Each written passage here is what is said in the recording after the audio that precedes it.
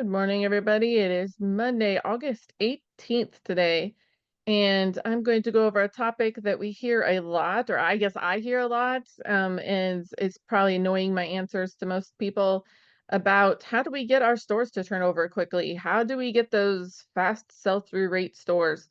And as much as it's an unpopular opinion, and I don't always do it myself, is that it's pretty simple. The idea behind it doesn't mean it's easy. So simple and easy to me are different things. It's the execution part that is the hang up. I had a couple people suggest that they wanted to talk to Meg or that we should interview Meg because her store it's pretty high turnover. I will say though, if you go and check out Meg's store and you look at what turns over or what her sales are, her stuff is very unique. She looks until she finds things that she would be shocked if they didn't sell right away. And I think that that is a really key point, is that if you are shocked when something sells right away, why? Why are you shocked that it sold right away? Are you putting stuff in your store that you think, gosh, everybody's gonna want this? Everybody's gonna want this right now? Do I always execute that way? No, I fail at this a lot of times. So me saying this and how it's done and what I think the process is different than me saying I'm always successful at it, because I'm not, obviously. But, there's lots of people, and Meg is one of them, that has trouble growing their store. Like, she complains about that she can't get over, like, 250 items because they sell so quick, and that's on Poshmark and eBay. And I think that's a great problem to have, right? But, like, yesterday, just an example, she showed me something she picked. She picks up most, I think it was, like, covered in chili peppers, like, in big peppers or something. I mean, like, the brand wasn't good, but who doesn't want a salsa dress, right? That looks like a can of salsa. I don't know, but this stuff is so unique that she picks up that it shocks her when people don't buy it right away. And so if I can get myself into that mindset with jewelry, if I only put stuff on my store that I was shocked if it didn't sell in a couple days, think of how successful any of us could be. And I think that that is the key right there, is that if we just loaded our store full of stuff that we were just like, "Oh my gosh, I can't believe this hasn't sold yet, and it's a week." I think we would, but finding that stuff is different. However, the people that I know that their mindset is, "That's the only stuff I'm picking up," they find it, but they spend a lot of time looking, right? They just don't allow subpar things, but they spend a lot of time sourcing, and and so I get that. I get lazy sometimes with my sourcing, and the fact, right, Nadine, her sell-through rate is amazing, and they're unique, and that was my next thing. The rest of their stuff is name brand. So it's good name brand stuff. The rest of it's like off the wall crazy stuff, right? That you're like, who doesn't need that? And it's just cool stuff. So she has the cool factor going on, or it's name brand, and she prices correctly for a fast sale. So it all starts with the sourcing part. And I've been getting more sourcing questions both from the group and from YouTube watchers than I ever have ever. And I get it, and I'm glad, right? Because we need to know how absolutely important the sourcing part is. I haven't got all the kinks worked out yet, but I am gonna roll out, and I've already got people signed up. So this is crazy because I haven't even advertised it yet. I've just mentioned it a few times. But I'm gonna offer a source with you program for $50 that you get X amount of, you can send them via email, messenger, whatever, or we can do one Zoom call. So you get one Zoom call about sourcing, or you can send me up to X amount of items, and I'm gonna allow it for like a month. So basically you get X amount of items and you get a whole month to send me things to say, yes, I would pick that up. No, I would not. And this is why. Right? So there's an explanation behind it. So you can send me an auction lot. I do promise to not go snipe your item. However, if you're in the jewelry category, I'm gonna tell you up front, if I've already looked at that item, I will tell you, because I can't help it if I've already looked at it, or I've got a bid in, or I've got a relationship with that person, whatever, and I will tell you up front. But I will still also tell you, yes, I would have picked that up and this is why at this price. So I will tell you what I would pay for it if I would have even picked it up and why. And you'll get X amount of those questions, and you'll have a whole month to use up those things if you do it by email or messenger. And I think that hopefully I would be, and I'm okay doing clothes. You know what, guys? Because I could be a clothing seller. I really could. I know how to research. I know what the things are. I know what the factors are. I will not do this to authenticate things because I'm not an authenticator. And jewelry, you might get away with asking me certain questions on that, but I cannot authenticate close. So that's going to be a new program I do. And I've just mentioned it a few times and I've already gotten, it's been like a success program already. So, Catherine, I'm going to get you as soon as I'm done recording for the YouTube. Is that okay? Yeah. So the controversial, I guess, thing is their basis. Well, I can't find it.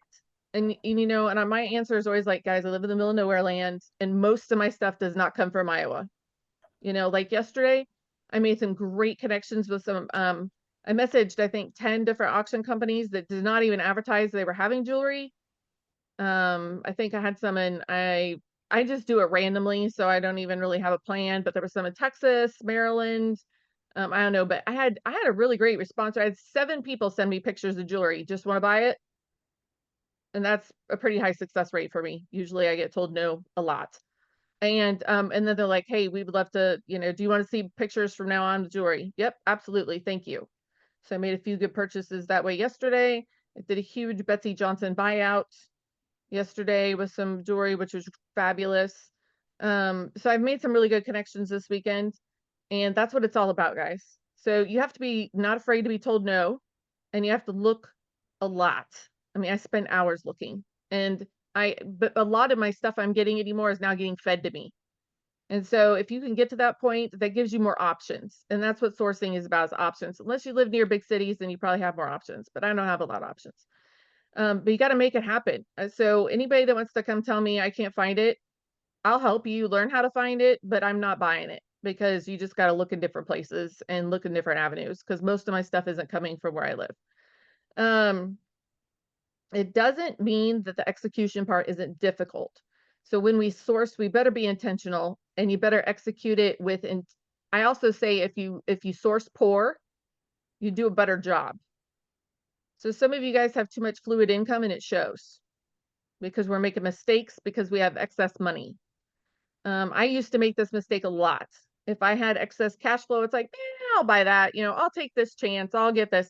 But if we all were really cash strapped with our sourcing money, I think we'd be more careful as to what we're picking up and we would source better and in a careful manner that would make us more money. Almost all of it is also the mentality of buy less, buy better. So I think lots of times we're picking up lots of stuff either on a whim or it might be good. We need to know it's good. How do we know it's good? We need to know ahead of time. And you guys hear this from me all the time, but for some reason, I don't think it always sinks in is, man, I research a lot. So then when I'm in a whatnot show, if I'm at an auction or whatever, and I know, hey, that's an $800 brooch sitting there. I know, and I ain't, while everybody else is checking, you know, checking comps, I already bought it. So knowing ahead of time. So that's where niching down helps. Knowing your niche inside and out is super important. Have that superpower of being smarter than everybody else in what you buy. And then think about how you're going to list your item before you buy it is huge. So there's lots of times I see a beautiful necklace, right? And I think to myself, what am I going to do? Put pink sparkle pretty, right? Is anybody going to find that? Probably not. So I've been getting a lot better about picking up stuff that I already know what I'm going to put in the title to get people to buy it. And so is it name branded? That's the easiest right there, is a desirable brand. And if it's not, how is it going to sell? How are people going to find my item? And if I have no answer for that, I don't pick it up anymore. Like big statement necklace. Do you know how hard it is to find that on eBay? It's hard. Gold tone chain necklace. There's only like 500,000 of those probably to weed through. So we have to be unique. We have to be able to have our item set itself apart from the rest, whether that's the brand or the subject matter. But if you don't know how you're going to list it to where people are going to find it, leave it in the store. I really believe that. I think that that's a big thing. Right. And then, so then we come home, we have our stuff.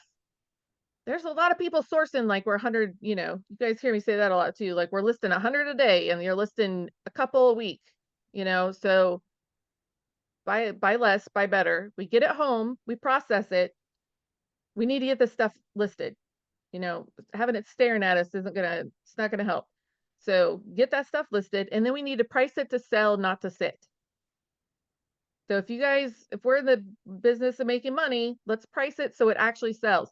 Everything we do with that item from the time we buy it to when we are done with it needs to be not shocked that it sells right away. I want to make that a myth. I don't like that. Well, it sold right away. I must have made a mistake. Do I ever question myself like, oh, that sold for full price right away? I do, and I check. But lots of times it's just because it was priced right and worded right and it was a good item. So let's take that out of our feeling of like, oh, I messed up because it sold right away. Let's make it the opposite. Let's make it the norm that our stuff just sells fast, right? So price it to sell, not to sit. And I don't like the questions of, well, do you take an offer the first day? Well, do you want to sell it the first day? Because I want to sell my stuff the first day. That's awesome. Am I going to take a 50% off offer? Probably not, right? Let's be real on that. Am I going to take a 30% offer the first day sometimes? Sometimes. If I'll take it the 50th day, I'll take it the first day, unless it's something super special. And by special, I mean there's not very many of them on eBay. And if you guys think about it, that narrows your pool down really. There's not very many things. There's only a few of them on eBay. So yes, I'm taking those offers. Yes, I'm applying those coupons the first day. Yes, I'm promoting it day one. Why? Because I want my stuff to sell. I don't want it to sit. And how many times have we gotten an offer the first day and that's the only offer we ever get? That happens a lot, right? So let's keep it moving because you run out of cash flow, you're out of business. And then you end up with this big store. So look at your store sell-through rate right now. That is driving me crazy because right now I upped my listings by a lot and my store is growing at a rate I don't love because that means my stuff isn't moving out the door fast enough. So that 1% everyday sell-through rate really needs to be a realistic goal. And if you aren't selling, let's say you have a 2,000 item store, if you're not selling about 20 a day on average, and by average, I don't mean once in a while, what are we doing? Right? What's wrong? Is it our pricing or is it our items? Lots of times we have bad items and they're like an anchor weighing our store down. That is so true. So if we don't have if our store isn't churning and getting making those sales, we need to figure out why. Because eBay is built for that, pretty much, and I can maintain that just fine. But now I've upped my increase. I gotta wait for it to catch up. And I hate it. I hate that my store is growing the way it is because it just doesn't feel good. I need those things to go. Um, so, and we'll do that right when I'm done, Russell, because I'll probably trip on my own tongue. But yes, offers immediately, coupons immediately. I'm ready to sell it immediately, right? And I don't do the whole store sell-through rate pile up about like everybody else does. I'm like the quick and dirty fashion of, how many have I sold in the 90 days versus how many I have listed in the 90 days. That's what I'm looking at. And the closer they are to the same number, that's 100% sell-through rate. So I like to keep it at that, right? But it's not realistic all the time for me. The bigger I get, the harder it is for me to keep at that 90-day sell-through rate. But really, I really prefer to have a 60-day sell-through rate. That's what I like for my store. Does it always happen? Absolutely not. It does not. But I would like my store to turn at the very least every 6 months. But I really, really try to get my number of sold close to my number of listed, my actives. So my actives and my solds, the closer they are to the same number, the happier I am. Because that means my store is turning over every 90 days. If it's been in there 6 months, I'm shoving it out the door, right? In a year, I'm taking it out completely. It doesn't get another chance. I'm not taking more photos. I'm not playing with the title. It's just gone. It's sat there for a year. It's out. In 90 days, I'm getting antsy. At 6 months, I'm shoving it. Whatever it takes, it's going. So that's kind of my spiel on this. I get asked it a lot. People act like it's a myth that you can't have this, fast sell-through rate store. And the people that have it, it's an accident. I'm telling you guys, it's not an accident. The people that have fast sell-through rate stores, it's because they're doing it right. I used to keep a 90-day sell-through rate until about 1,500 items. It started getting harder, but that was probably my fault. It is my fault. It's my responsibility. And the fact that I'm only selling, like, I think my average is like 28. If you average all 7 days out, over a course of months, it's about 28 a day. And I'm listing, and I was listing 30. So I was getting close, and then I upped my listing goal to 40. So now it's going to take me a little bit to get that to balance back out. But if we're just keep growing our store and it's growing, there's a problem because I'm not in the big store business. I'm in the selling business. So I need that cash flow. I need it to come back. But I got to be a little patient since I just made that change. But it better catch up or I'm going to change something. But I'm going to give it a couple cycles, about 6 months to get leveled out. And then after you've got this all done, we got to track our data, right? So when you see things relisting and you see that they've been in your store for a little while, what are they? Do you see a pattern? Are you putting things in your store that maybe sold really well in the past, but they're not selling very well anymore? Are they maybe taking longer and longer to sell? Are you pricing them correctly? I see a lot of people set it and forget it. I'm not a set it and forget it girl. I'm a set it, it better sell. And if it's not, why not? And then I'm not going to pick it up anymore. There's lots of jewelry fads that have come and gone since I've started selling. I'm not going to keep putting them in my store because once upon a time they did great. I'm just not doing it. And if they're only bringing me 20 bucks on a regular basis, I'm not doing that anymore either, right? My goal is to sell for a higher rate and faster all the time. I'm going to keep pushing myself to do that. I would really like to get around a $50, ideally I'd have a store full of $50 and more selling price items. Is that always realistic? It's not always realistic, but that's always my goal. That's always what I'm shoving for. It's what I'm always trying to do. So it's not out of reach, guys. It's not out of reach to have a high sell-through rate store with good items, good profit margin. We just have to be really intentional when we pick those items up because I see right now I'm going through the last of my queue items that I had built up that probably dates back, probably 3 months ago, right? So, and I buy estates. So I always am into the thing of like, ugh, do I list this? Do I not list it? Da da da da. Like, ugh, I get this push and pull. After this part's done, I'm not going to have that problem anymore, right? I'm going to be a lot more intentional because I'm just trying to get this stuff out. And so you'll see lots of small lots in my store. You'll see some sets that are probably, $27, $28. When those are gone, they're going to be gone. It's just the way it is. But I got to get through that and get it up and get them out. I'm also taking offers on them to move them fast, and a lot of them are moving really quickly. So if you guys want to join our conversations, we meet every Monday through Thursday at 9 o'clock Central Time. We have a chat, we have a topic, and then we also open it up to Q&A. You can ask any kind of reselling question whenever you want to, whether it's in the call or in the group. And we also have specialty calls, and we have jewelry calls, especially on Tuesdays that I lead. Right after the call, Larry does a great reseller repair shop on Mondays. We have a shoe call on Wednesdays. And we also discuss clothing, a little bit here and there, and we'll do some specialty clothing calls. And then we have a numbers call where we all, we track our numbers. We show what we're doing every week. Nobody is judging anybody. It's just for us to keep track of where we're at because numbers are super important. So check us out at Patreon, Reseller Revenue, and we'll see you later. Okay, Catherine. Hey, it's Carrie with Reseller Revenue. Just wanted to come on and let you know if you'd like to see more of this, if you'd like to see more of my daily calls Monday through Thursday and you'd like to participate, please go to Reseller Revenue Patreon group, and that's how you join our Facebook group also is through that link. And you can join our morning calls, which we meet every day, Monday through Thursday at 9 a.m. Central Time. And then we have other calls afterwards, like we have a shoe call, a clothing call. We have a bunch of different kinds of calls. Also, the jewelry call that I do with Finds of Yesterday is on Tuesday mornings following the morning call. And also, you can get information on how to get personalized one-on-one coaching for an additional fee. From me, we'll review your store. We'll go through different ways you can improve your listings. So I'd love to have you. Please check out Reseller Revenue on Patreon.